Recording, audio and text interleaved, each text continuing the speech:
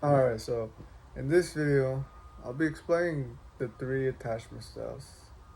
Like, basically, the three attachment styles of dating. And yeah, I guess that's pretty much it. So, what is an attachment style? Well, basically, your attachment style is like basically how you date and how, like, well, let me explain. So, actually, let me explain the first, like, foremost, like, basically the most common attachment style, and which is being secure, which basically being secure, like having a secure attachment style, means that you really don't like, you're not like overthinking about like your woman like leaving or like being like what's the word, unfaithful, like her cheating on you or like her leaving on you. And to be honest, you can take a lot, like you can take like problems a lot more like better than probably like anxious or avoidant people, because you're not like trying to play games or like you see their partner like, oh, if I'm looking for love, then like if I'm like trying to feel love, then they should feel like to love me back.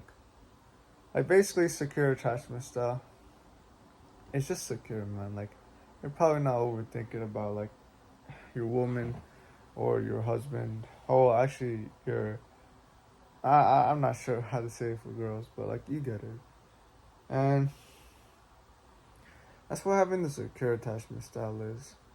Probably secure people are the most like people. Well, they're actually the best people to date. Which actually I'll explain that more in a little bit. But basically, secure people have the best attachment style, basically. And for a little bit less of the majority, anxious attachment style. The anxious attachment style is kind of like, you kind of like question about feeling loved in the relationship. Like sometimes you might question about if your partner still loves you, or like if they're still being like faithful and stuff. It's just that you kind of like, you might overthink about some things, and like, yeah, you might just be questioning. And sometimes maybe I've done this before, man. It's like where you, well, whenever you see your partner like, when you see your partner like not showing you like interest, or like is like, you might be starting to like, your attachment style might be like on overdrive, then you might start to play games like let me tell you a story, maybe if you heard it or not. But this one time I was dating, like basically I was dating a girl in video games. It's all right, it was kind of, it was fake, but it kind of like felt similar. So basically, this girl named Sammy, like we were like hanging out with each other. Yeah, it was super fun and stuff. But after a couple of months, it started to get like, well, I'm pretty sure we got so depolarized that we didn't even want to talk to each other. So it's like I would say good morning, she would say good morning, and then that's pretty much it. Now I'm pretty sure I actually started to play games with her. Like basically, every time she didn't every time she didn't want to reply, I didn't reply. Like basically, if she replied, then I wouldn't reply for like the next like a week or something, because like, oh, I want to get back at her, which is not a good thing, man. You shouldn't play games with your partner. Like you shouldn't be playing games like saying like, you shouldn't be just playing games with like trying to make them like see, like just don't play games, man. Don't play games with your partner, man, because it doesn't really, like, you're just kind of, the whole point of like playing games with your partner is because like you just want to see if your partner still loves you back. And usually this doesn't really end up being good, man. Or like whenever your partner, you see your partner do something, maybe you might overreact or something, like get emotional, and that usually won't solve the problem either, especially if they have the next attachment style here, which is avoidant. So the avoidance attachment style is basically you keep things at a distance, man. Like basically you don't feel so good when things get too close. Like basically you don't really feel so good when like let's say your partner gets too close to you, and you kind of feel this like need to just like kind of put yourself at like a distance. And this is not good if you're anxious, because if you're dating someone avoiding, if you're dating someone that like wants to keep things at distance, but you're like kind of like you really want intimacy, it's gonna be painful. Unless like I guess if like maybe the avoidant like decides to kind of like some way how you can make it work. Maybe effective communication, but which we'll speak to about that later. But avoiding people don't really just like they don't really like to be too close, man. And the usually root of like these two what was it attachment styles is usually rooted from your childhood. Like number one for the anxious, like I might be anxious a little bit too, man, because like my mother was like kind of well, actually no, it's just that maybe I was playing games with my partner, and maybe I wasn't raised the best, and I see how that can reflect onto like basically into my relationships today. If I even relationships right now, I can see how it can get into me, where I'm like I don't want to play games, man. I don't want to play games because it doesn't really make it better at all. Like trying to make my partner jealous isn't something that I'd do. I wouldn't want, even if I did start to play games, I'd probably really feel guilty about it. So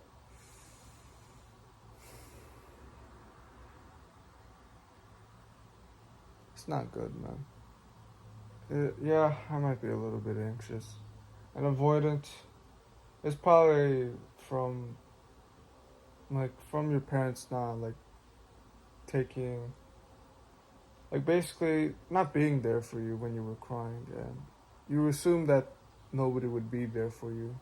So yeah, it's kind of sad, man.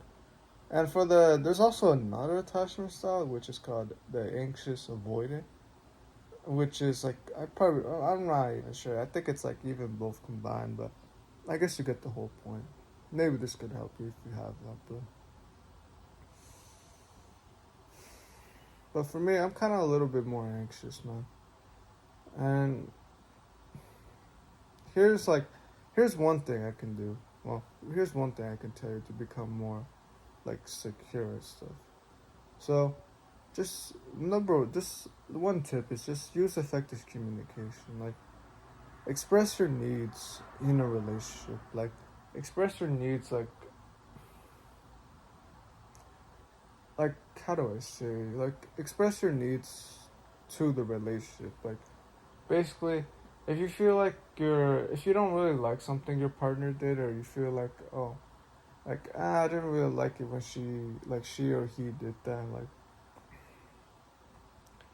like basically oh you might feel like she might be cheating on you, or basically you might feel like that. So then you ask your partner, like, oh, hey, like, basically, don't try to blame it on them, but like, basically, try to say, oh, I've been feeling like you've been cheating on me, and don't try to don't try to blame it on them. Maybe I could find a better way how to say it, but like, basically, and the way the response is like basically. You're basically if like telling them your needs, like oh you probably want more, like you probably want to see, like you probably want like your partner to show that oh like he or she is being faithful and I can trust them. And depends on what they say on this, depends on like whether or not you should like think, well, maybe you should think about if you should continue to be with them. Like, if they start like maybe apologizing and start saying like, and it's like they reward you with more like closeness and stuff, then yeah, this potentially could be the partner for you. But if they're like, if they're not really like, if they're kind of like getting, if they get mad and they're just like telling you, oh no, it's because if you think like that, it's because you did like start complaining and stuff. You have to think about if you really want to keep this as your partner, because I don't think that they're really gonna like take your needs seriously. Because in the relationship, I, what was it? Yeah, I need some more reading on the book, but though, so the use effective communication if you're anxious. And what about if you're actually, what if you're in a relationship right now and you're avoidant or anxious? Mm. Well, basically, you're in a dynamic of like avoidant and anxious. Well, same thing. If you're anxious, if you're the one who's anxious, use like effective communication. And I'm pretty sure this also works for the avoidant too. Like maybe you could tell your partner like, "Oh, maybe when like I also need some time like some distance between ourselves." And make it a way how you can make the like your partner like understand. And this is why like dating secure people also helps you heal basically if you're anxious or avoidant, because the more closer you get with secure people, the more that you'll like start to heal, start to trust, and like basically boom. Like secure people are good, man. Like they're great. And yeah, it's pretty much it, man. There's a lot more honestly on the book.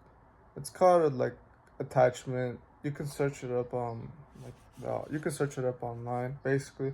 I basically summed it up basically of like the attachment styles, what they are. One like tip that I could give you to use. And yeah, if you actually, I'd actually really recommend you to get the book honestly. So yeah, pretty much it. Do the right thing. Don't give up. All right, take care.